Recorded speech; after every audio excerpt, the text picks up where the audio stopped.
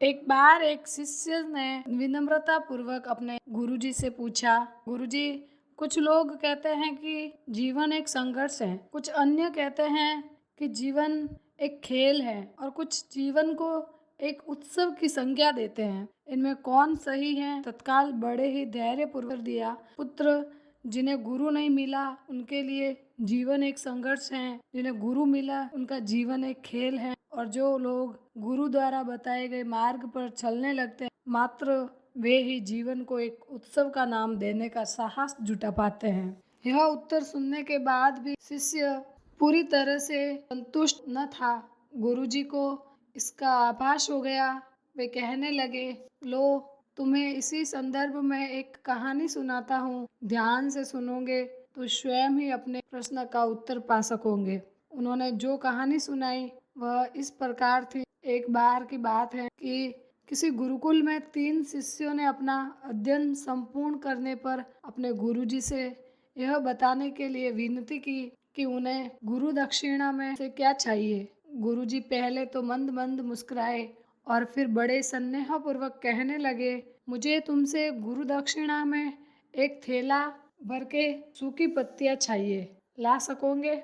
वे तीनों मन ही मन बहुत प्रसन्न हुए, क्योंकि उन्हें लगा कि वे बड़ी आसानी से अपने गुरुजी की इच्छा पूरी कर सकेंगे। सूखी पत्तियां तो जंगल में शवर बिखरी ही रहती हैं। वे उत्साह पूर्वक एक ही स्वर में बोले, जी गुरुजी, जैसी आपकी आज्ञा।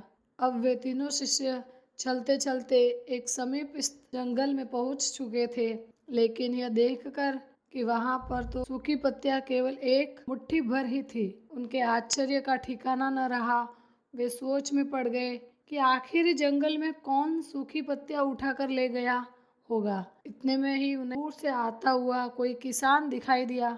वे उसके पास पहुंचकर उससे विनम्रता पूर्वक याचना करने लगे कि वह उन्हें केवल एक थैला भर सूखी पत्तियां दे दे। अब उस किसान ने उनसे समायाचना करते हुए यह बताया कि वह उनकी मदद नहीं कर सकता, क्योंकि उसने सूखी पत्तियों का ईंधन के रूप में पहले ही उपयोग कर लिया था। अब वे तीनों पास में ही बसे एक गांव की ओर इस आशा से बढ़ने लगे थे कि हो सकता है वहां उस गांव में ही कोई सहायता कर सके। वहां पहुंचकर उन्होंने जब एक व्यापारी को देखा तो बड़ी उम्मीद से उससे एक थैला भर सूखी पत्तियां देने के लिए प्रार्थना करने लगे, लेकिन उन्हें फिर से एक बार निराशा ही हाथ आई, क्योंकि उस व्यापारी ने तो पहले ही कुछ पैसे कमाने के लिए सूखी पत्तियों के दोने बनाकर बेच दिए थे। लेकिन उस व्यापारी ने उदारता दिखाते हुए उन्हें एक बूढ़ी माँ का पता बताया जो सूखी पत्तियां एकत्रित किया करती थी।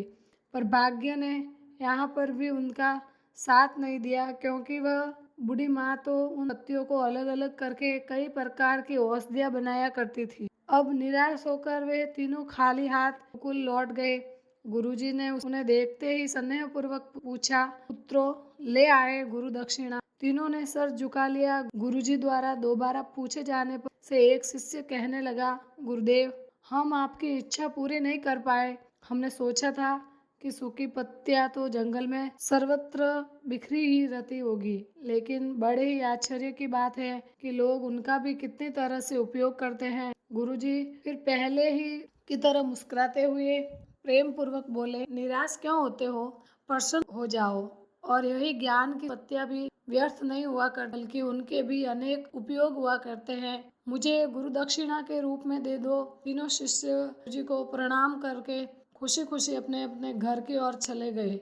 वह शिष्य जो गुरुजी की कहानी एकाग्रचित होकर सुन रहा था, अचानक बड़े उत्साह से बोला, गुरुजी, अब मुझे अच्छी तरह से ज्ञात हो गया है कि आप क्या कहना चाहते हैं। आपका संकेत तो इसी ओर है, न कि जब सर्वत्र सुलभ सूखी पत्तियां भी निरर्थक या बेकार नहीं होती, तो फिर हम कैसे किसी भी वस्तु या व्यक्ति को छोटा और महत्वहीन मानकर उसका तिरस्कार कर सकते हैं। चींटी से लेकर हाथी तक और सुई से लेकर तलवार तक सभी का अपना अपना महत्व होता है। गुरुजी भी तुरंत ही बोले, हाँ पुत्र, मेरे कहने का भी यही तात्पर्य है कि हम जब भी किसी से मिले तो उसे यथा योग्य मान देने का भरसक प्रयास करें, ताकि आपस में स्नेह, सद्भावना, सहानुभूति और सहिष्णुता का विस्तार होता रहे और हमारा जीवन संघर्ष के बजाय उत्सव बन सके। दूसरे, यदि जीवन को एक खेल ही माना जाए तो बेहतर यही होगा कि हम निर्विक्षेप, स्वस्थ एवं शांत प्रतियोगिता में ही भाग ले और अपने निष्पादन तथा निर्माण को ऊंचाई के शिखर पर ले जाने का अथक प्रयास करें। अब शिष्य पूरी तरह से संतुष्ट था।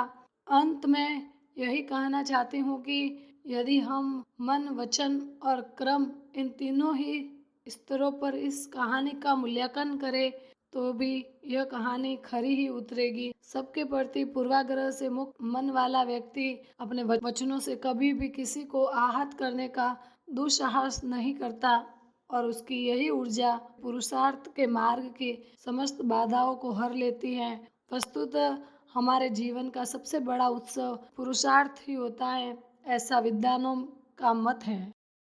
इस वीडियो को लाइक करें, हमारे चैनल को सब्सक्राइब कर बेल आइकन जरूर प्रेस करें।